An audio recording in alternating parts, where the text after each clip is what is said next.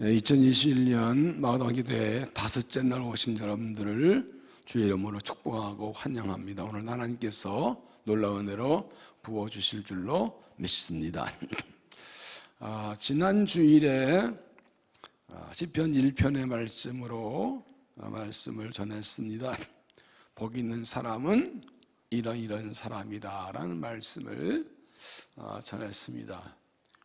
복 있는 사람, 악인의 꾀를 따라가지 않고 죄인의 길에 서지 않고 오만한 자들에 앉지 않고 열무를 즐거워해서 그리고 묵상하는 자다.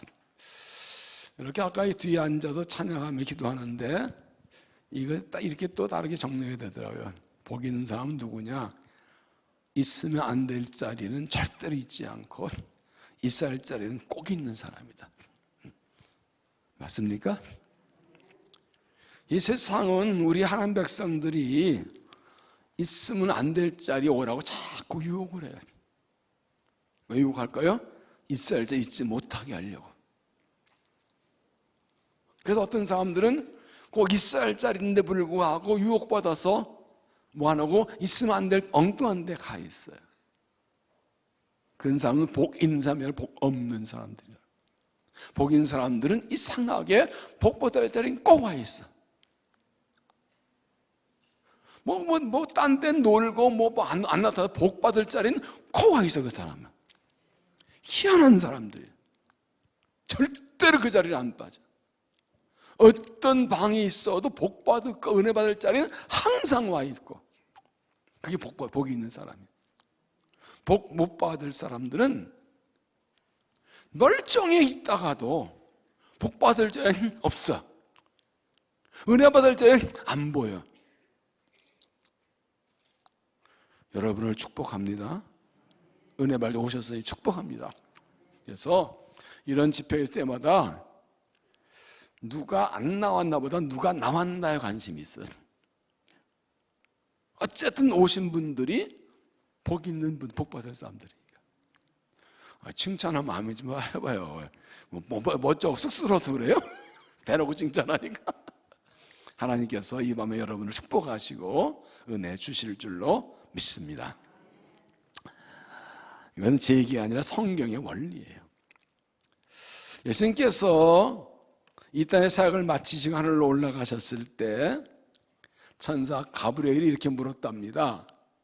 하나님 나라는 누구한테 맡기고 오셨습니까? 예수님께서 12제자에게 맡기고 왔지.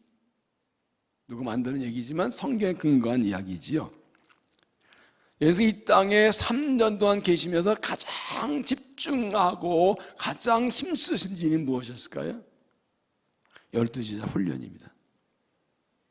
만삼의 말씀을 가르치시고 병자를 고치시고 먹이시고 많은 일을 하셨지만 핵심은 12제자예요. 24시간 다니면 먹고 자가면서 가르치시고 보여주시고 실습시키고 다 하셨다. 그리고 마지막에 그들에게 하나님 나라를 맡기시고 가셨어요. 여러분, 그 12제자가 정말 이 엄청난 땅까지 복음전이 하나님 나라, 이 땅의 모든 나라 민족에게 복음전이 하나님 나라를 일하기에 합당한 적당한 준비가 된 사람들이겠습니까? 요즘 말로 하면 별로 이렇게 학력도 가문도 별로 안 좋은 사람들이에요. 근데 예수님께서는 그들에게 부활하신 나타나셔서 40일 동안 하나님 나라를 말씀하시면서 3년 동안의 교육을 재교육, 집중교육하시고 성령을 기다려 하시고 예루살렘 떠나지 말라고 하시고 너희가 성령을 건너맞고 땅까지 복음 증인된다. 그러고 가셨습니다. 이게 뭘 말합니까? 하나님의 관심은 항상 사람에게 있습니다. 하나님은 사람도 일하시기 때문입니다. 생각해 보세요. 이제는 알았어. 여기 있는가. 이제 여기 있는 거 알았어. 하나님께서 세상을 창조하신 후에 마지막 날 뭐 하셨어요? 사람 창조하셨어요. 사람. 누구요?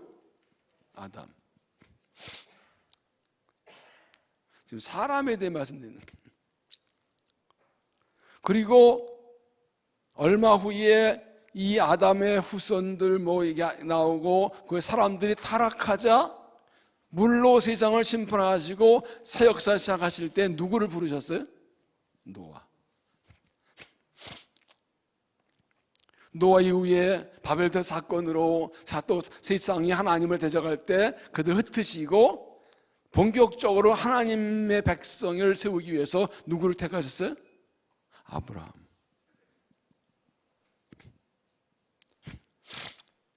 아브라함이 주신 약속대로 이스라엘이 애굽에 들어가 400년 동안 고생하다가 이제 하나님이 때가 돼 그들을 가나안 인도하려고 애굽에서 그들을 구원하실 때 누구를 부르셨어요? 너무 아는 거 대답도 안 한다 이거지. 모세. 이렇게 하나님은 시대마다 사람을, 물론 그 이들뿐 아니라 그 주위에 여러 사람들이 있었죠. 결정적으로 다 거쳐서 예수님께서 와버리셨어요.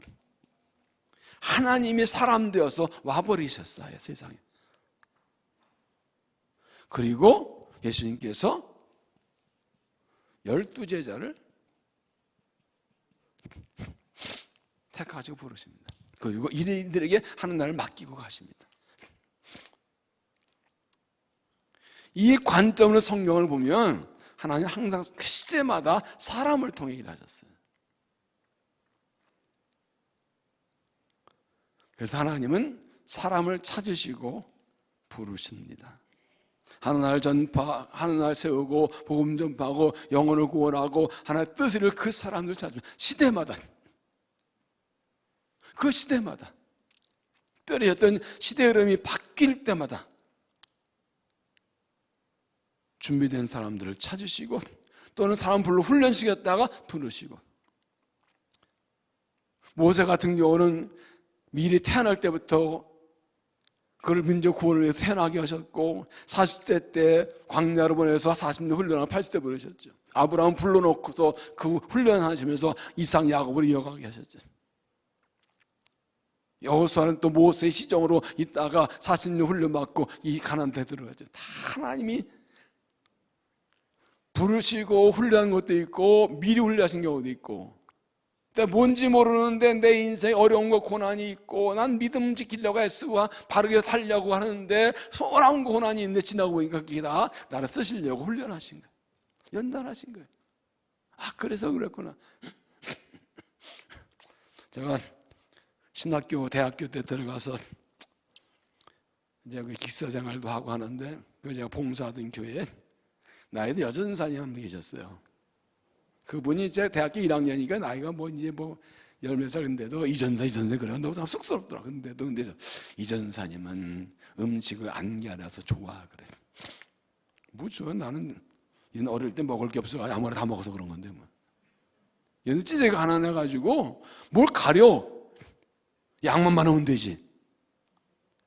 아이고 우리 아버님이 목회야 나는다고 곁길 나갔다가 부서 깨져가지고 얼마나 가난하게 살았는지 막 닭장에 살고 수지 먹고 살고 가릴 게 어디 있어. 주문 감사하지. 근데 목회하다 보니까요 그것도 복이더라고. 그 힘들고 어려운 시절을 보냈는데 지나니까 그것도 다 하나님이 나를 쓰시려고 목회 쓰시려고 연단하시는 것들이 참 많더라고요. 그래서 인생은 하나님의 관점 보는 게 굉장히 중요해요. 그럴 때 은혜를 깨달아요. 오늘 말씀도 하나님께서 사람을 찾으시는 그런 내용입니다. 예수님께서 하나 올라가신 후에 어제 본 대로 11 제자와 120의 성도들이 마가다에 모여서 열심히 기도합니다. 14절 보면 여자들과 예수의 어머니 마리아와 예수의 아버들과 더불어 마음을 같이 오로지 기도에 있으더라. 모인 수가 약 120명이더라. 그들이 이렇게 간절히 기도한 이유가 무엇입니까? 두 가지입니다. 하나는 상황이 너무 위험합니다. 예수님 죽으시고 부활하신 지 얼마 안 됐고 하나 올라가셨고, 그리고 아직도 유대인들은 예수님 부활을 믿지 못하고 그 부활을 전하지 못하게 하려고 노리고 있기 때문에 위험합니다. 하나 은혜 아니면 살 수 없습니다. 또 예수님께서 땅까지 복음 전하라고 그러셨는데 그들 자기 생에도 복음 전하기 그 사람에게는 너무 자신이 연약하고 부족합니다. 한 가지 희망은 약속하신 성령 받는 거 외에는 살 길이 없어. 바싹 매달려 기도합니다. 그런데 오늘과 내일 볼 내용은 무엇인가 하면, 이렇게 그들이 이제 2장 1절에 성령 강림이 나오는데 그 사이에 이렇게 들어있어서 오늘과 내일 두 번 나눠서 보려고 하는데, 이들이 결정적으로 약속의 성령 받을 준비를 하는 장면입니다. 15절은 그때에 베드로가 형제들 가운데 일어서서 이르되, 형제들아, 성령이 다윗의 입을 통하여 예수 잡는 자들 길잡이 된 유다를 가리켜 이미 말씀하신 성경이 임하였느니 마땅하도다. 이 사람 본래 우리 수 가운데 참여 이 직무의 한 부분을 잡아왔던다. 하신 대로 가룟 유다가 예수를 두었지만 예수님 배신하고 그리고 목매어 죽었죠. 21절, 이러므로 우리 요한의 세례로부터 우리 가운데 올려져가신 날까지 주 예수께서 우리 가운데 출입하실 때 항상 우리 함께 다니는 삶 중에 하나를 세워 우리와 더불어 예수께서 부활하심을 증언할 사람이 되게 하여 하리라. 베드로가 합니다. 자, 가룟 유다는 그렇게 직분 버리고 갔으니 우리가 한 사람 세워서 제자의 수를 채워서 함께 복음을 전하러 가야 되겠다고 제자의 수를 채우자고 말합니다. 이것은 성령 받을 준비를 한 것이고 사명인 복음 전할 준비한 것입니다. 여러분, 약속의 성령 받기 전에 제자의 수를 채우는 게 뭐가 그렇게 중요합니까? 그 11명 가면 안 됩니까? 꼭 12명 채워야 됩니까? 이게 무슨 의미입니까? 예수님께서 제자를 택하 부르신 목적이 무엇입니까? 마가복음 3장 14절 이렇게 말씀합니다. 이 12를 세우셨으니 이는 자기와 함께 있게 하시고 또 그는 전도당하며 귀신을 내쫓는 권능도 가지게 하십니다. 하나님 나라를 하고 복음을 전하게 보내려고 부르셨는데 12를 부르셨는데 하나가 빠졌어요. 이 복음을 전하는 하나님을 하기 위해서 정한 수를 채워야 했다는 겁니다. 이것이 무슨 의미인지, 어떻게 우리가 성령을 준비할 것이냐 함께 찾아옵니다. 첫째는 제자의 빈자리를 채우라.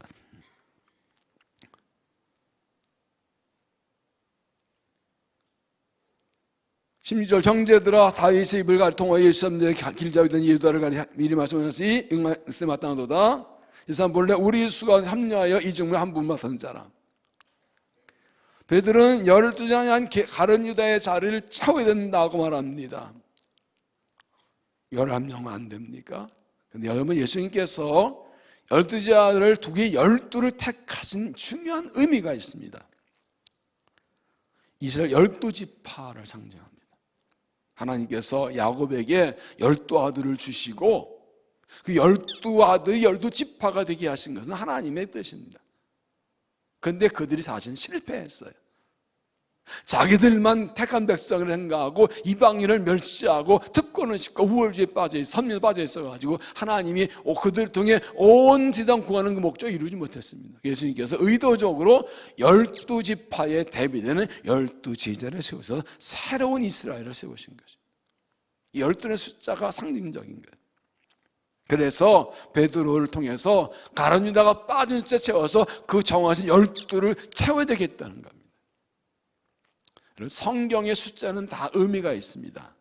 예를 들어 1은 하나님의 수, 유일하신 하나님을 말합니다. 3은 하늘의 수입니다. 삼일체 하나님입니다. 4는 땅의 수, 동서남북을 말합니다. 그리고 7은 완전수로 하늘의 수와 땅의 수를 더한 것입니다. 7이 하나 모자는 6은 사람의 수입니다. 사탄의 수입니다. 그리고 12도 완전수로 3과 4를 곱한 것입니다. 요한계시록에 보면 그래서 12지파를 세우고 12제자를 세우신 거예요. 여기서 보면 14만 4천이 나오죠. 이게 구원받을 사람 14만 4천인데 이게 어떻게 나왔냐 하면 12지파 곱하기 12제자 그리고 곱하기 1000 이렇게 해서 14만 4천이 나오거든요. 신천지에서는 24만 4천만이 들어간, 천국에 들어간다고 해가지고 난리쳤는데 이건 상징입니다, 성경계시록은. 이게 이렇게 해서 모든 사람들을 구원한 하나님의 뜻을 보여준 상징입니다. 그만큼 12의 숫자가 의미가 있습니다. 예수님께서 12제자를 세우셨는데 가룟 유다가 빠져서 굳이 성령 받기 전에 한 명의 기수를 채우라고 하신 것, 중요한 의미가 있습니다. 이것은 뭘 말합니까? 우리가 하나님의 은혜를 받고 주신 사명을 감당하기 위해서는 일꾼의 수를 채워야 된다는 겁니다. 하나님이 쓰실 때 필요한 일꾼의 수가 있습니다. 꼭 12이라는 것이 아니라 그때마다 하나님이 필요한 일꾼의 수가 있습니다. 그래서 일꾼들을 불러 모아서 일꾼의 수를 채울 때 하나님이 은혜를 주시고 그 일을 감당하셨다는 것입니다.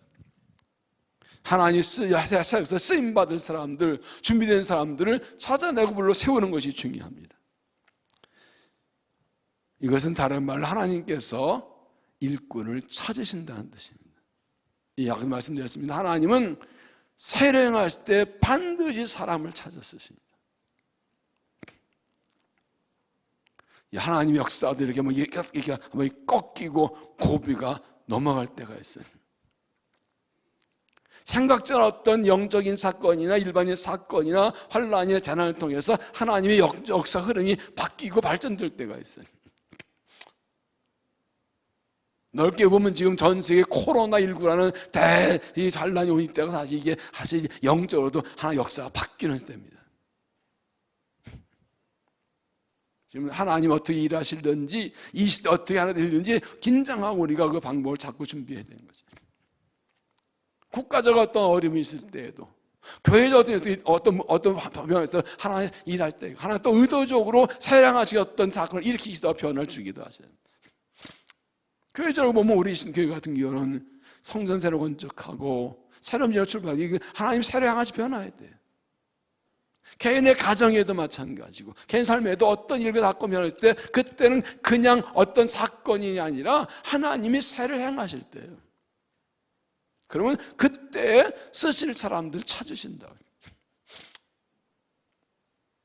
이렇게 전 세계적으로 코로나라는 어려운 고난이 왔을 때 지금 여러 교회들이 흔들리고 신앙이 흔들리고 사람들이 흔들리죠. 그러나 하나님의 부름받은 사람들은 흔들리지 않아요. 이때 그런 사람들이 드러나게 됐어요. 난세 영웅 난다고 진짜 하나님 쓰신 사람들은 이 어려울 때 드러나게 됐어요. 보이지 않고 있었던 사람들이 준비되어 있다가 드러납니다. 그래서 여신 시작 잡히실 때 다들 제자 다 도망가는데 아르마대 요셉이라는 사람이 나타나서 자기 무덤에 준비 무덤에 예수님을 안치합니다. 그도 예수의 제자라. 숨은 제자였습니다. 유대인으로 사는 공의 회원으로 교회 지도층인데 니고데모가 예수 믿는 사람입니다. 니고데모는 밤에 예수님을 찾아왔었습니다. 니고데모 아리마다에서 다 공회에서 예수님 잡는 것을 반대했던 사람입니다. 근데 예수님이 십자가에 돌아가시고 아무도 십자가를 거둬서 했다. 그 자기를 드러냅니다. 십자가에 주세요. 당돌하게. 여러 가지 희생을 각오내는 겁니다. 평소에는 숨어있고 별로 드러나지 않고 저게 일꾼인지 아닌지 모르는 사람들인데 결정적인 때 나타나서 이 지혜 역할을 하는 사람들이 있어요.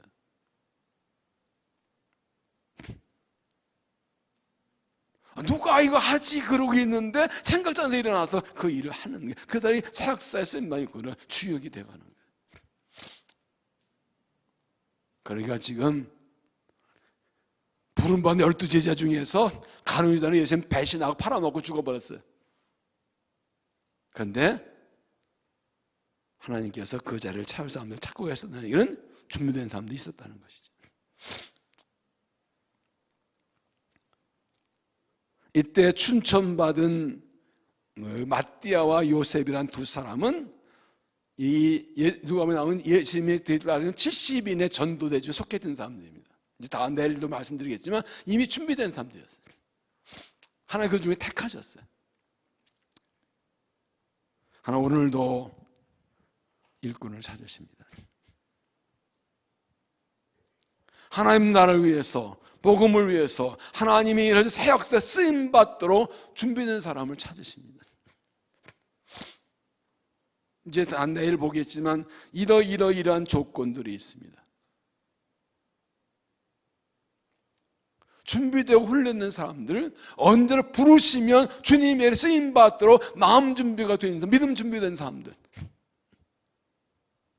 때로는 왜 이런 일을 당하는지 모르고 왜 이런 식이 모르지만 하나님의 뜻이며 순종해서 어려움도 하고 참기도 하고 고난도 하고 희생도 하고 또 하나님도 그러고 있다 보니까 어느 날 보니까 딱 쓰시는 거예요.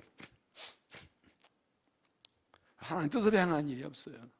아무 일도 없는데 갑자기 막 기도하게 하시든지 어떤 강력한 헌신을 요구하시든지 말씀에 집중하라고 하시든지 뭐 요구하실 때가 있어요. 아무 일도 없는데 왜 이러지? 왜 이런 걸 하라고 그러시지? 그게 다 하나님이 세랄 때 쓰시려고 준비하게 하시는 거예요. 지나고 보니까 이렇게 나를 쓰시려고 이렇게 준비시켰구나. 그때 이유를 몰랐어요. 의미를 몰랐어요. 살면서 이유 없는 어려움을 당할 때도 많고 의미 없는 일을 할 때도 많아요. 그런데 지나고 보면 다 하나님의 뜻이 거기 있었더라고요. 우리가 어떻게 다 알 수가 있어요? 다 이해할 수가 있어요. 어떻게 항상 의미 있는 말 하고 살 수가 있어요. 그러나 하나님은 다 알고 계십니다. 제가 미국에 갔을 때 뭐 이수 목사 얼마 유명하다고 가자마자 누가 목회해야 되나요? 그냥 장인어른 출석하고 있는데 간지 이틀 될 때 저희 누이가 세탁소를 막 시작했는데 몸이 아프다고 한 이틀만 도와달래요. 그렇게 나간 게 8개월 세탁소 일을 했어요. 그러면서 이제 좀 막 그냥 왔으니까 좀 먹고 살게 해주려고 그렇게 일 좀 시키고 돈 좀 주고 그런 것도 의도도 있었죠. 그런데 이게 목사가요, 단연 목회하다가 목회 못하는 건 좋은데 먹고 살려고 세탁소 이런데 이게 자 몸은 그냥 마음이 힘들다. 마음이 이 냄새는 옷을 갖다 그래가지고 이렇게 찍고 걸어놓고 또 빨고 돌리고 또 데리고 이 세탁소 이거 스팀기를 푹 하면 또 냄새 다 빨았는데 여름에 그냥 반바지만 입고서 땀 흘리면서 막 그냥 죽겠더라고요. 마음이 힘들어. 마음이. 그 얘기하다 보면 저희 사람도 뭐 가서 그저 살아야 되니까 이 봉종장에서 이 칼 하나 소매 하나 들고 받으면 하나 박으면 10전. 그것도 7전 떼주고 3전 나한테 7전 이런 것들 몇백 개 몇천 개 박아요. 몇불 이러면서 그러면서 보냈어요. 초기에 참 힘들었어요. 그때 생각한 게 모세와 바울이었어요. 모세도 40년 미덕년에 잊혀지게 살았었지. 바울도 천막 만들면서 돈 벌면서 전도했지. 그래서 생각지 않게 1년도 안 돼요. 교회를 개척하고 밀리도 교회를 개척하게 되거든요. 근데 희한한 게 있어요. 제가 세탁소에서 일을 했고 저희 누이 세탁소 되니까 오는 사람들은 세탁소 사람들이 이렇게 많이 와.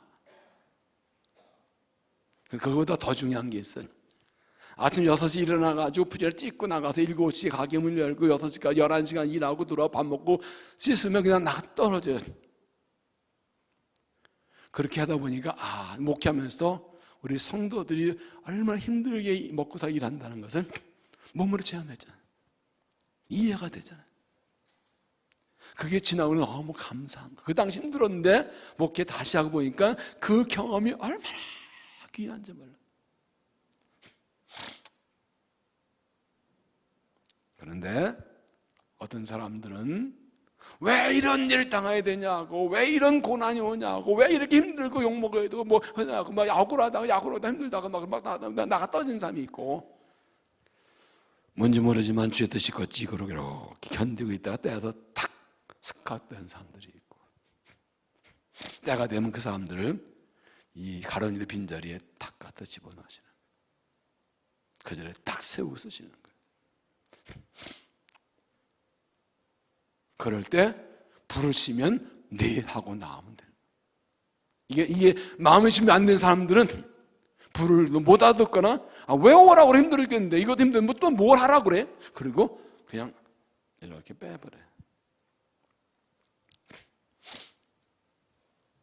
그러니까 믿음은 우리가 성령의 충만을 말하지만 성령은 이렇게 고난과 훈련 중에도 하나님을 붙들고 있는 것이고, 하나의 뜻이 있는 걸 모르지만 있는 것도 알고 믿음을 붙드는 것이고, 언제 부르시면 죽기 헌신할 준비하고 있는 것이고, 부르시면 즉시 헌신할, 그때 이제 하나님께 붙들고 막 쓰시는 거죠.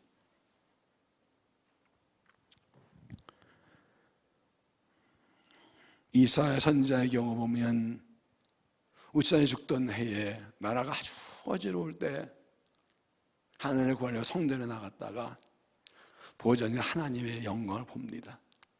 하나님의 영광이 가득하고 천사들이 막 찬양하고 하나님의 옷자락이 성전을 확 덮고 있는데 주의 음성을 듣습니다. 그가 자기 죄를 깨닫게 얘기할 때 제단 10불로 입을 정결케 하신 후에 들려오죠. 우리가 누구를 보내며 누가 우리에 갈까? 이사야 보고 너 가라 그러지 않으셨어요. 그냥 그 옆에 두고서 전체한테 그냥 누구 보내지? 누가 갈까? 하나 이렇게 툭 던지셨어요. 이사야 보고 야, 너 그렇게 부르지 않으셨어요. 그래서 이사야가 저복한 줄 알고 네, 저와 저와 갈게요. 주여 내가 여기 있나이다, 나를 보내소서. 이게 준비된 사람이에요. 하나님께서 직접 이름을 내 부르지 않더라도 사람 필요한데 누가 이 제자의 수를 빈자리를 채우지, 누가 우리를 위해 갈까 그럴 때 내 저요하고 알아듣는 사람, 그게 준비된 사람이에요. 준비 안 된 사람 불러도 왜 나를 불러요? 쟤 불러요. 난 싫어요. 왜 나보고 나오라 그래요? 제 사람 쟤 쓰면 되지. 힘들 죽겠는데 또 뭘 하라고 그래요? 거부해요. 아니 못 알아듣거나. 준비된 사람들은 저게 나보고 하는 말씀이구나. 그냥 일반적으로 선포되는 말씀인데 누구를 보낼까? 누가 갈까 하는데 네 하고 자기 먼저 그냥 선지. 이런 사람이 필요해요. 아까 말씀드렸습니다. 누가 나오는가가 중요하다. 여러분, 주 음성이 들리십니까? 하나님 나라 위해, 복음을 위해 누가 갈까? 누가 우리를 위해, 내가 세운 비전을 위해 누가 갈까라고 사람 자신 음성이 들리십니까? 우리 교회가 행방사에 만든 교회, 이런 비전을 가지고 나가고 있는데, 하나님 나라 세우고 다음 사 세우고 제국사 선미 비전을 나가고 있는데, 희년을 선포하고 은혜의 강물을 흘려보내는 이런 비전을 가지고 나가고 있는데, 누가 우리를 위해 가서, 누가 이 비전 가지고 나가 일할까? 누구를 보내 세상에 희년을 선포하고 이 은혜의 축복의 강물을 흘려보낼까? 라고 부르는 것이 들리십니까? 가정에서 자녀를 주의 제자로 세우는, 다음 세를 다음 세를 살리고 가정을 살리는 이변 선포가 나가는데 누가 일을 할 거라고 던지시는 그 음성이 나를 부르시는 음성으로 들리십니까? 여러분, 영혼들을 위해서 이 고통당한 사람들에게 하나님의 사랑과 복을 전하는, 교회를 세우는 일을 위해서 누구를 보내지, 누가 가지라고 하는 그 음성이 나를 부르시는 음성으로 들리십니까? 안다가 사람을 찾으시는, 한 자리 비었는데 이거 채워야 되는데, 이게 내가 정한 숫자인데 일꾼도 필요한데,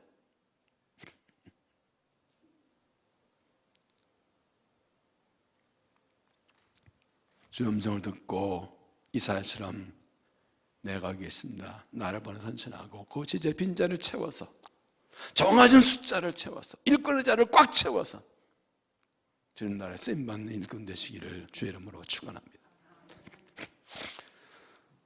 두 번째는, 그래서 제자의 자리를 떠나지 말라. 제자 자리를 떠나지 말라. 심지어 형제들아, 성령이 다윗의 입을 통하여 예수 없는 자들의 길잡이인 유다를 가리켜 이미 말씀하신 성령이 응하였으니 마땅하다. 이 사람은 본래 우리 수 가운데 참여하여 이 직무의 한 부분을 맡았던 자라. 이 사람이 불의의 삭스로 밭을 사고 후에 몸이 곤두박질하여 배가 터져 창자가 다 흘러나온지라. 이 일이 예수를 사는 모든 사람에게 알려져 그들 말로는 그 밭을 악을 담아라는 이는 핏밭이라는 뜻이라. 가던 예수님을 팔아먹었다가 나중에 후회하고 그 예수님 팔아 은 30을 제사장에 주지만 안 받습니다. 그리고 그 던져놓고 가서 목매어 죽습니다. 대장들은 이 돈은 더러운 돈이라 가지고 그거 받지 않고 그것으로 그 밭을 사서 나그네 공동묘지를 삼았는데 그 밭을 샀더니 아겔다마 피밭이라고 불렀습니다. 피값, 예수의 피값 산 돈이라고, 산 것이라고. 여러분, 우리가 생각할 것은 가룟 유다는 왜 예수님을 팔아먹었나? 3년 동안 그렇게 믿고 따르던 예수님을 배신하고 팔아먹은 이유가 무엇이냐? 몇 가지 이유가 있습니다. 이것이 오늘날도 사람들이 예수님을 따르겠다가 떠나는 이유입니다.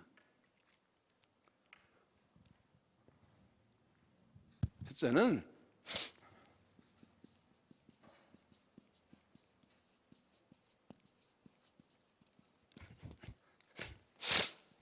자기가 만든 하나님 또는 예수님. 뉴욕 리디머트 교회 팀 켈러 목사님이 쓴 내가 만든 하나님이라는 책도 있는데, 가룟 유다는 정말 열심히 있는 그런 제자였습니다. 왜 예수님을 버리고 팔아먹었을까요?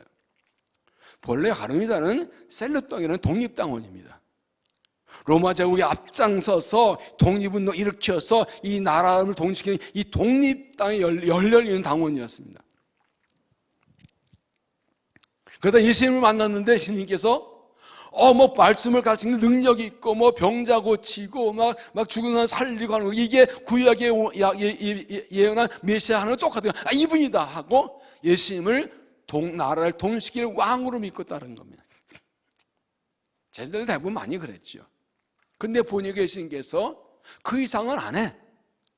이 정도 되면 사람들이 따르면 교회에서 비밀 결사 만들고 이 지하 운동하고 군대 훈련시키고 가지고 막 물고 나가야 되는데 그걸 안 해.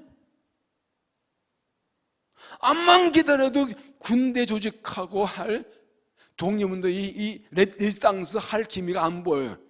가만 보니까 무슨 오른뺨 때문에 왼뺨 때리라고 내놓으라고 그러고 뭐 오리가를 심리하라고 뭐 이상한 유약한 에이씨 실망해버린 거예요.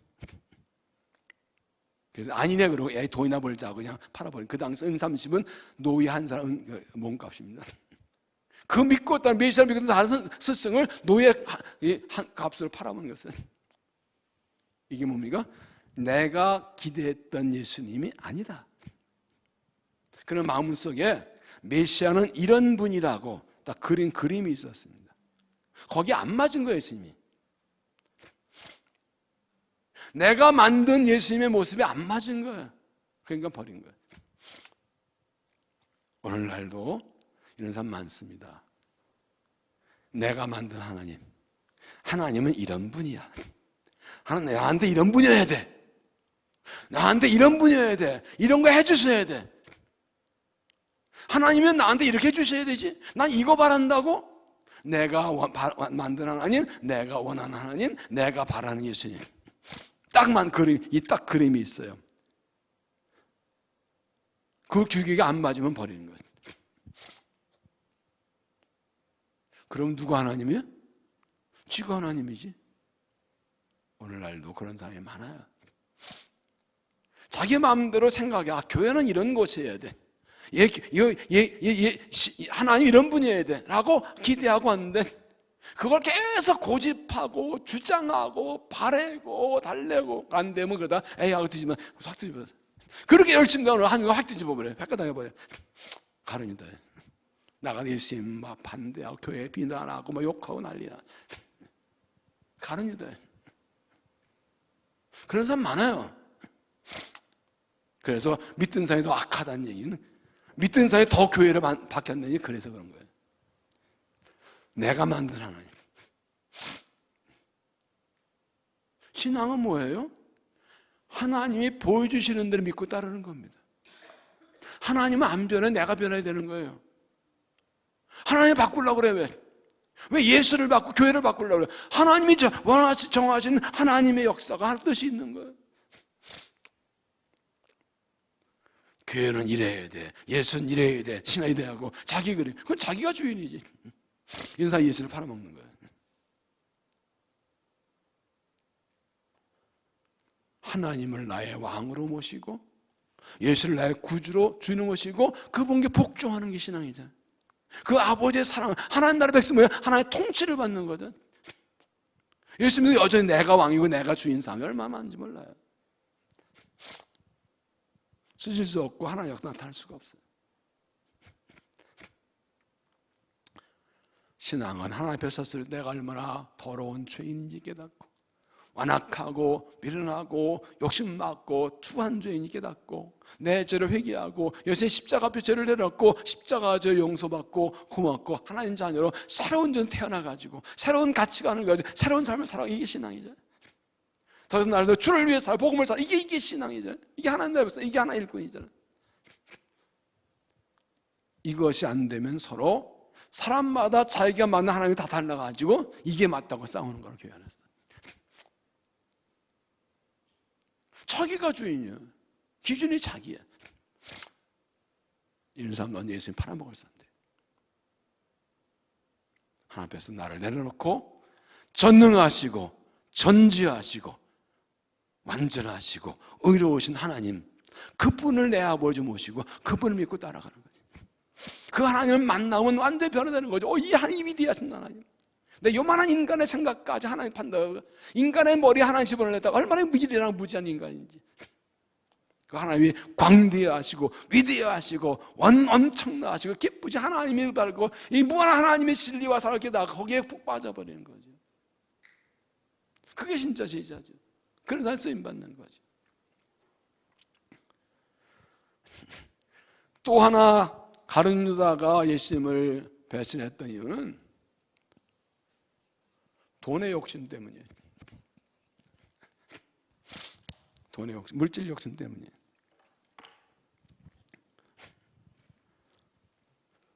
요모 12장 6절에 보면 그는 도둑이라 돈꾀를 맞고 거기 넣는 것을 훔쳐감이라고 그랬어요. 요모 12장에 그 이 마리아가 예수님께 나드 향유를 부어드리는 장면이 나오잖아요. 이때 이 가룟 유다가 아예 아까워 저거 300대나리짜리인데 차라리 팔아도 가난한 사람 줘야 지금 낭비잖아. 그 당시에 일꾼 하루 임금이 1대나리니까 1년치 임금이에요. 300대나리면 아깝다 그러는데 성경은 바로 그런 도둑이다, 돈계를 맞고 훔쳐갔다. 이 말은 이 가룟 유다 예수님 신임받고 재정 담당이에요. 예수님 믿고서 모든 거 별로 많지는 않지만 예수님이 쓰시는 모든 것이 물질을 관리하는 거 다 맡겼다고. 이 재정은 누구한테 맡겨요? 못 믿을 사람, 믿을 사람. 말 같은 거 물어봐야지. 당연하죠. 근데 그는 주님의 신임을 배반하고 그 돈 요소에 봐 예수님 팔아먹었어요. 자기 스승을 은삼신 노예하는 사람 방금 팔아먹었다.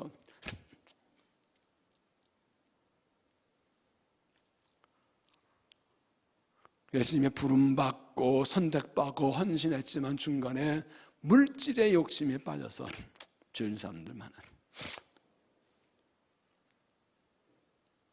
여러분, 이 세상의 모든 죄의 뿌리 근원은 무엇입니까? 돈입니다. 신문방송에 나는 모든 그 범죄 사건들 다 돈이잖아요. 돈. 그 돈 먹으려고 공무원이고 뭐고 별짓다. 요즘 우리나라 지금 내시가 유명해요. 내시가, 그죠?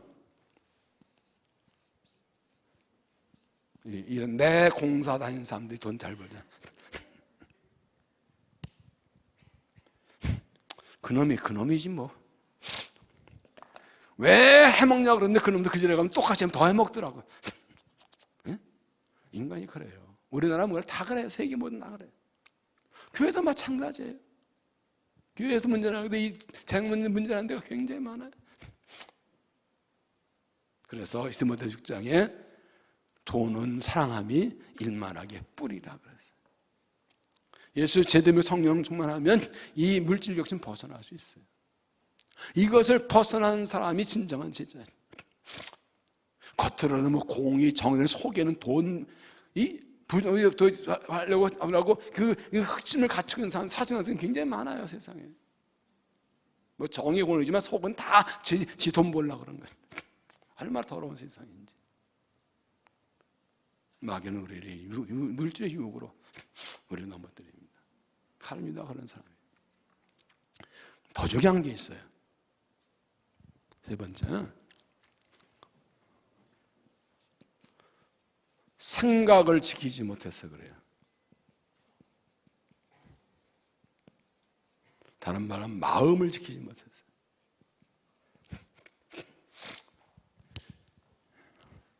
자, 요한복음 13장 2절에 이렇게 말씀합니다.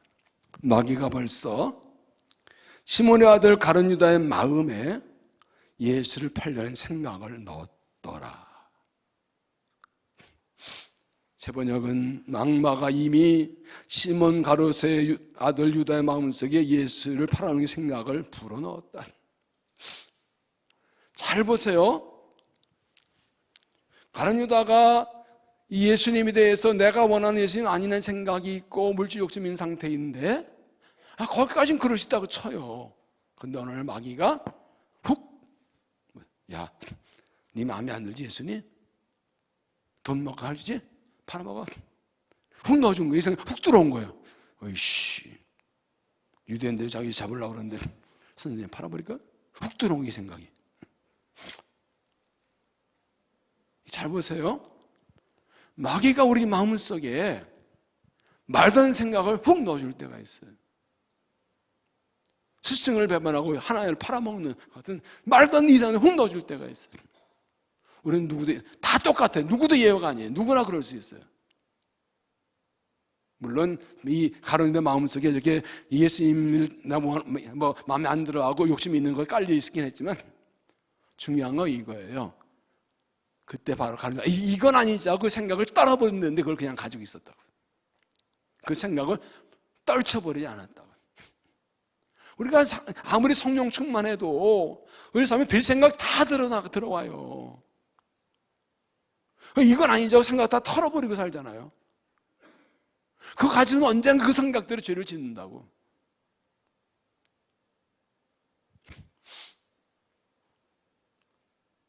얼마나 오만한 생각이 다 들어오냐 우리 마음 생각 속에. 왜 사탄 물러가나? 이런 생각이 들어와. 뚱딱 다 물리치고 이건 아니지 하고 털어버려 살잖아요. 안 그래요 여러분은 성령 충만하니까 나쁜 생각이 뭔가 안 들어온다고? 에이 거짓말하지 마라. 내가 다 아는데. 우린 똑같아요 사람이요. 근데 다 그걸 주의하고 성령을 말씀 분별하고 떨쳐버리고 안 따라하고 사는 거죠. 근데 가룟 유다 그거를 그냥 붙들고 있는 거예요. 그것이 오늘날 행동으로 나온 거예요. 마음에 담아둔 생각을 분별하지 못하고 털어주지 못하면 언젠간 나도 모르게 그 생각도 행동하게 됩니다. 도서 안정도 말씀하셨죠.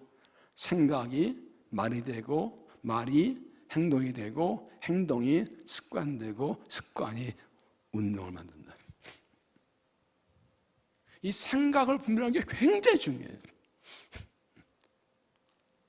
우리가 성령 충만, 은혜 충만하고 정말 좀 사랑하고 이런 강력한 은혜 있을 때 오히려 정반대로 이상한 생각 확 넣어줄 때 푹푹 쭈그러지게 나가요 마귀 새끼가.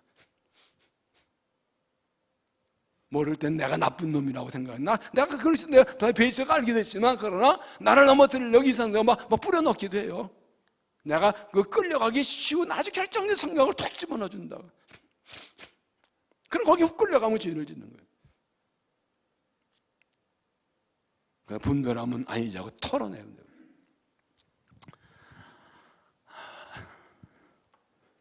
그래서 마틴 루터가 그런 말을 했습니다.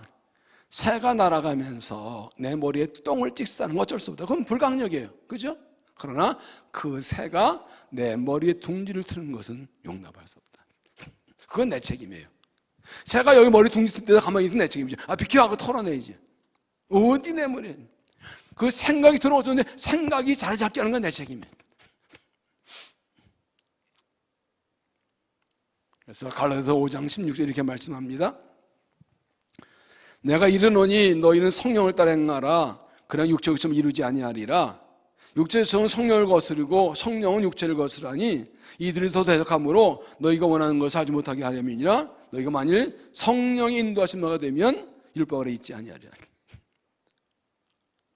우리 안에서 육체의 욕심이 요구하는 것과 성령 요구가 같이 이 안에서 항상 충돌하고 있어요.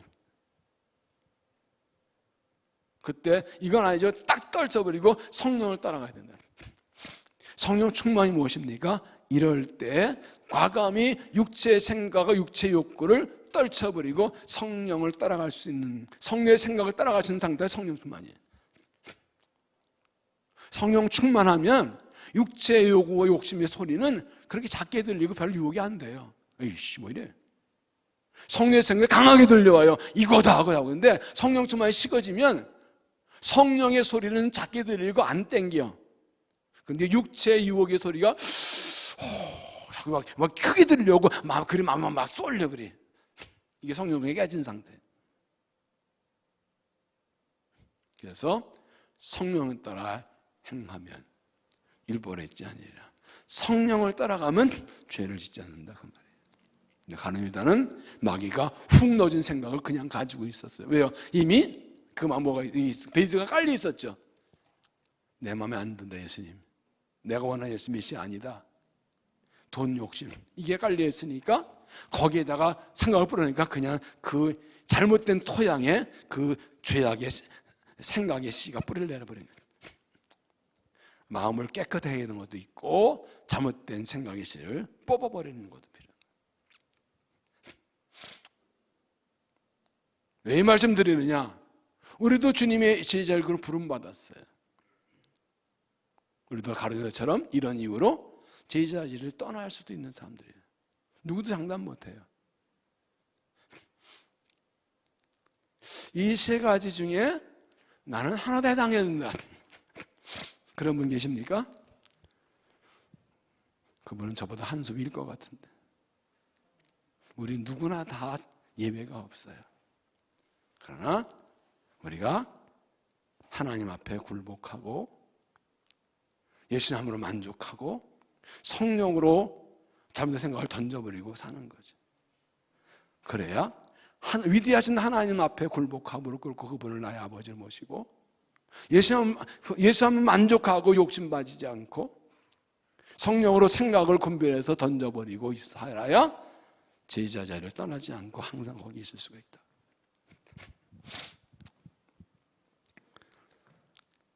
17절 다시 보시면 이 사람 본래 우리 수 가운데 참여하여 이 직분의 한 부분을 맡은다라. 20절 또 이르실 때 그의 직분을 타인 취하시다 하였도다. 25절 유다는 이 직분을 버리고 다른 지구 갔나이다.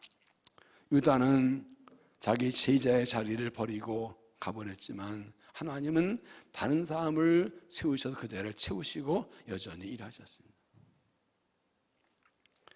베드로후서 1장 10절에 보면 이런 말씀이 있어요. 그러므로 형제들아 더욱 힘써 너희 부르심과 택하심 굳게 하라. 너희가 이것을 행한즉 언제든지 실족하지 아니하리라. 부르심과 택하심을 굳게 하라. 부르심과 택하심을 항상 붙들고 있어라. 나는 하나님께 택함받고 부름받은 그리스도의 제자요 하나님 일꾼의 사실을 확실히 붙들고 있어라. 이 자기 정체성 이거 분명하면 이런 유혹에 넘어가지 않아요. 언제나 우리는 하나님 나라를 위해 복음을 위해 주의 부름받은 하나님의 자녀요 하나님 일꾼이라는 사실을 확실히 기억하고 이 부르심 붙들고 끝까지 제자들을 떠내 지켜서 세워서 쓴바 일꾼들 되시기를 주의 이름으로 축원합니다. 세 번째는 베드로인가 가룟 유다인가 한번 비교해 보려고 그래요. 두 사람을.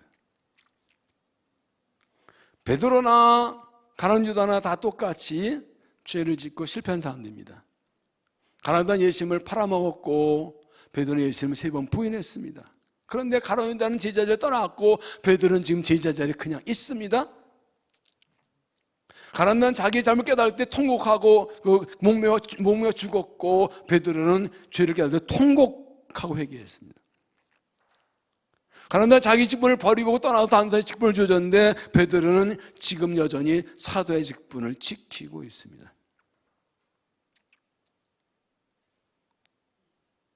베드로가 예수님을 부인한 죄를 짓고도 지금 사도는 다시 등장하고 사람들을 지도하는 자리에 있는 것은 그가 회개했다는 것과 초대교회가 그를 인정하고 받아들여 지도자로 따랐다는 것만 합니다. 어떤 차이인가요? 가룟유다는 예수 은30에 팔아먹었다 자기를 깨닫고 유대인들에 가서 그 돈을 또 돌려줍니다. 안 받지만 던져도 그냥 먹습니다. 마태복음 20장 3절에 그때 예수를 판 유다가 그의 정장을 보고 수도를 뉘우쳐 그 은 30을 대장과 강로들에게 돌아갔다 주며 이르되 내가 무지한 죄를 팔고 죄를 범하였다 하니 그들이 이르되 그것이 우리가 무슨 상관이냐 내가 당하라 하거늘 유다가 그 은을 성소에 던져놓고 물러가 스스로 목매어 죽은지라. 그는 자기 죄를 깨달을 때 하나님께 나가 회개한 것이 아니라 스스로 뉘우치고 목매달아 죽습니다. 양심 가짝 받고 그 끝입니다.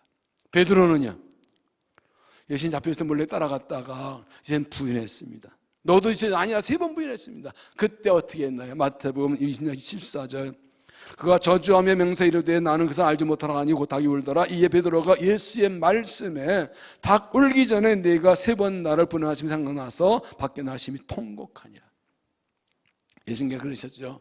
네가 나를 안 버린다고 닭 울지 전에 나를 3번 부인할걸?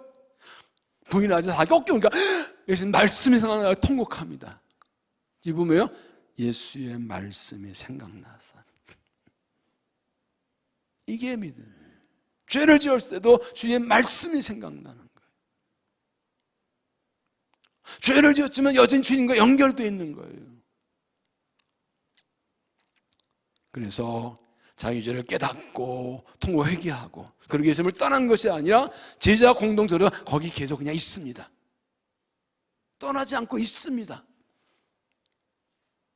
그 유대인들 둘이서 숨어 있었지만 함께 모였을 때 거기에 예수님이 찾아 만나 주셨습니다. 갈리바다도 또 찾아 만나 주십니다. 내 양을 먹이라 하십니다. 가룟유다 베드로의 차이가 무엇입니까? 가룟유다는 죄를 짓고 깨달았을 때 뉘우치지 말고 하나님 생각하지 않습니다. 양심 자체가 그냥 끝입니다. 거기에는 하나님이 없고 죄를 지어 하나님 생각하지 않습니다.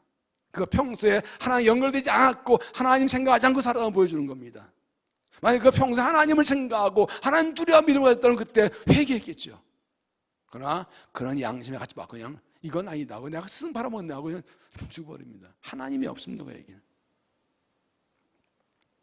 만약 그가 죄를 깨닫고 회개했더라면 하나님은 다시 받아주셨을 것입니다. 베드로가 그렇잖아요. 다곤새 들고 나가 통곡하며 회개합니다. 죄를 지었지만 회개하고 떠나지 않고 제자의 자리에 공동체에 그냥 남아 있습니다. 막달라 마리아에서 예수님 부활석 때 딱 달려가 예수님의 무덤도 가봅니다. 주님 만나주십니다. 한순간 넘어지고 쓰러 범죄했지만 결코 하나님 떠나지 않고 부르심 자리 제자를 떠나지 않고 남아 있습니다. 말씀이 생각나서 회개하고 자기 자리를 떠나지 않고 있습니다. 사람 누구나 죄를 질 수 있고 넘어질 수 있습니다. 우리 완벽하지 못합니다. 완전 못합니다. 언제 넘어질 수 있습니다. 베드로처럼 결코 주를 버리지 않게도 약속하고도 철석해서 한순간에 그냥 부인하고 그럴 수 있는 존재들이 우리예요. 믿고 다니는 예수님을 바라본 가룟유다 우리도 예수님 바라먹을 수 있는 가능성이 있는 사람들이에요. 베드로나 유다나 다 우리 모습을 보여주는 겁니다. 중요한 것은 이렇게 넘어지고 쓰러지고 실수하고 잘못 죄를 지었을 때 가룟유다의 길을 갈 것인가 베드로의 길을 갈 것인가 여기서 갈라집니다. 베드로 가룟유다처럼 죄를 깨달았을 때 양심 가져왔고 그냥 통곡 자기 가져와 그냥 내 잘못하고 그냥 그렇게 떠나갈 것인가 베드로처럼 말씀 생각해서 하나님 앞에 회개하고 통곡 회개하고 돌아올 것인가. 여러분 믿음이 무엇입니까? 죄를 깨달았을 때 하나님을 떠나는 게 하나님께 오히려 돌아오는 겁니다. 그게 믿음입니다. 탕자비 이거 보여주잖아요. 내가 이 무슨 낯짝으로 내가 벼룩도 양심 무슨 낯짝으로 또 하나님 앞에 나가 벼룩도 양심 낯짝이지 무슨 양심으로 굉장히 그 거룩하고 이런 것 같죠? 그거 아니에요. 그건 십자가 복음이 아니에요. 십자가가 왜 있는데요? 죄인이 회개하고 돌아오라고 십자가가 있는 거잖아요. 우리 다 죄인들이 구원받고 회개받고 용서받은 건 아니에요. 십자가는 아직도 살아있잖아요. 십자가의 능력권에는. 아무리 큰 죄를 지었어도 회개하도록 받아주시고, 오히려 하나님은 기다리시고, 탕제비에서 아버지처럼 아버지 속을 새기고 막 집을 나간 그 아들을 기다리시는 아버지처럼 주인이 돌아오면 그냥 받아주십니다. 아니, 예수님을 3번 부인한 베드로가 뭔 낯짝으로 수제자요? 무슨 양심으로 지금 제자들 앞에서 이래라 저래라 할 그런 상황이 그게. 근데 그게 믿음이에요. 그게 은혜예요. 그래서 베드로 같은 사람들 아니에요? 그래서 저는 이렇게 표현합니다. 예수님 사람들은 뻔뻔할 필요가 있다. 좀 뻔뻔할 필요가 있어. 죄 짓고 뻔뻔하게 와 그냥. 알아, 잘못했어요. 아이씨. 너 그래도 알았어, 잘못했다니까. 나 회개했어요. 뻔뻔하게. 아이고, 저 뻔뻔하게. 근데 하나님은 뻔뻔한 사람을 좋아하세요. 왜요? 자식이니까. 내 새끼니까. 부모한테 잘못했다고, 죄졌다고, 창피하고 미안하다고 집 나가는 건 진짜 부러져요. 그죠? 돌아와 잘못했다고 무릎 꿇고 다시 부모 안기는 게 그게 진짜 효도지. 그게 진짜 부모가 원하는 거지. 그래, 안 그래? 너 집 나가 새끼야, 나 꼴로 호적에 파. 근데 진짜 나간 건 그건 진짜 뭣도 모르는 놈이에요. 진짜. 뭘 말해요? 무릎 꿇고 잘못했다 그러고 이 뻔뻔한 걸 원하는 거죠, 부모는. 믿습니까? 그게 믿음이에요. 하나님이 기다리시는 거예요. 회개를 기다리시는 거예요. 뻔뻔한 여기 인간의 표현이고, 회개하고 돌아오게 된 구약 성경의 선지자들의 메시지가 핵심 뭐예요? 내게로 돌아오라, 돌아오라. 죄졌지, 나쁜 놈아, 나쁜 놈들아, 이 인간들아, 망한다, 벌받는다, 망할 거다. 그래놓고 회개하면 받아줄게, 돌아오면 받아줄게, 돌아와라, 돌아와라, 돌아와. 이게 선지자 메시지의 핵심이에요. 십자가가 뭐예요? 하나님께 죄인이 돌아오라는 거예요. 돌아오니까 성령 주시고 다시 쓰시잖아요.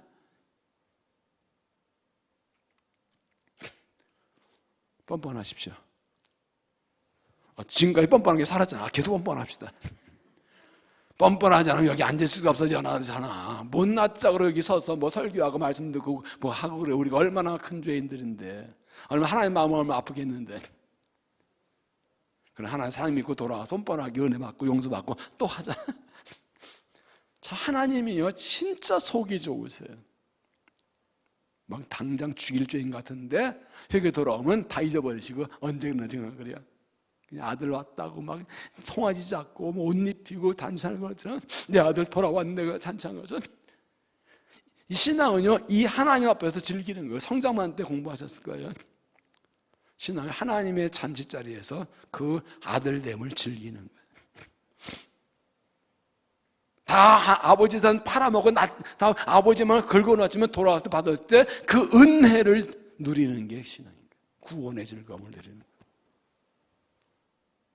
그 은혜에 감사해서 충성하는 거예요.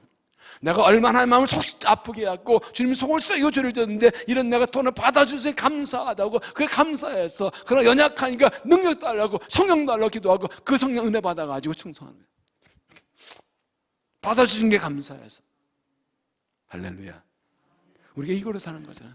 그래서 우리는 하나님께 은혜를 구할 수 있는 거예요.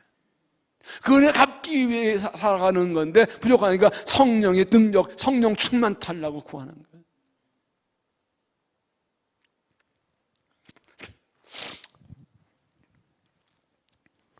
이 하나님의 사랑을 알고 하나님께 돌아와서 여전히 내 자리에 있어서 예수님 떠나지 말고 제 자리에 있어서 은혜 받고 신상 감당 믿음이 되시기를 주의 이름으로 축원합니다. 아까 오전에 우리 영내 서시살연합회 때 그 설교나 말씀드렸는데 걸림돌인가 디딤돌이가 이런 제목의 책이 있어요. 이 교회 직분자들에 관한 책인데 내용은 그겁니다. 직분자들이 어떻게 따라서 교회에 걸림돌 될 수도 있고 디딤돌 될 수도 있다는 겁니다. 똑같은 돌인데 걸림돌과 디딤돌은 뭔 차이죠? 걸림돌은 다른 사람을 넘어지게 하는 것이고 디딤돌은 도움 주는 거죠. 무슨 차이인가요? 어디에 있느냐예요. 있을 자리에 있으면 딛고 올라가는 도움 디딤돌이 되고 아무나 던져 있으면 남 걸려 넘어지게 하는 걸림돌이 되는 거예요. 이게 차이예요.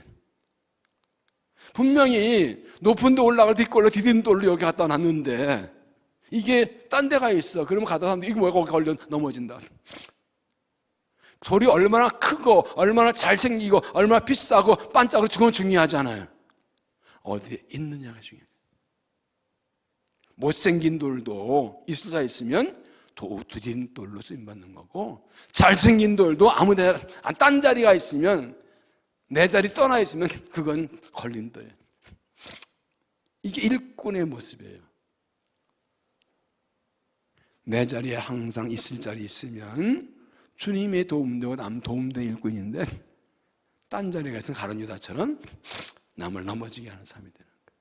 걸림돌이 되는 거예요. 이번 주제가 뭐예요? 예루살렘을 떠나지 말라. 여러 가지 말씀하면 내가 있을 제자의 자리를 떠나지 말라. 항상 거기 있어요. 잘하고 못하고는 두 번째 문제예요. 잘하고 못하고 두 번째 문제, 내가 있을 항상 거기 있는 사람. 놀랍게도 하나님께서는 약선 성령을 보낸다고 하실 때 베드로를 통해서 빈 제자의 자리를 채우게 하셨어요. 그게 성령 받을 준비, 쓰임 받을 준비였어요. 제자의 빈자리를 채워야 합니다. 오늘 말씀에서 세 종류의 사람이 나와요. 하나는 제자의 자리를 떠난 사람. 누구요? 가룟 유다. 두 번째는 남아있는 사람. 베드로 합니다. 세 번째는 채우는 사람. 이 많은 것은 선택받은 마띠아. 나는 어떤 사람인가요? 가장 좋은 게 무엇입니까? 끝까지 남아있는 사람. 그 다음은 빈자리에 준비되어 있다가 채워서 일하는 사람.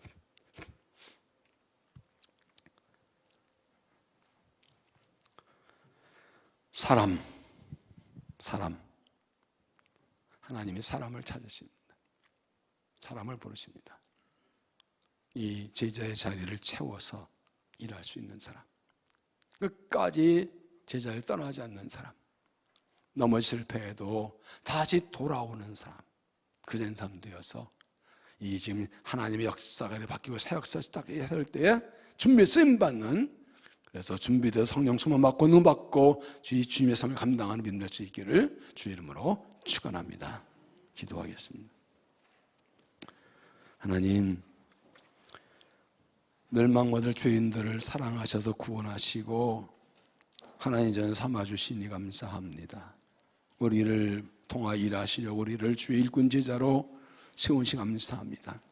빈자리가 있다는 것은 사람이 필요하다는 것인데 우리에게 그 빈자리를 채워서 주님의 제자의 수를 채워서 그 자리를 떠나지 않고 있어서 주님 나라 일하라고 부르시니 감사합니다. 주님, 내가 여기 있습니다.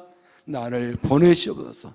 내가 그 자리를 채우겠습니다. 내가 그 자리에 남아 있겠습니다. 우리를 받아주시고 약속 성령을 부어주셔서 주님의 뜻을 따라 주님 나라 일할 수 있도록 사용하시고 영광을 받아 주시옵소서.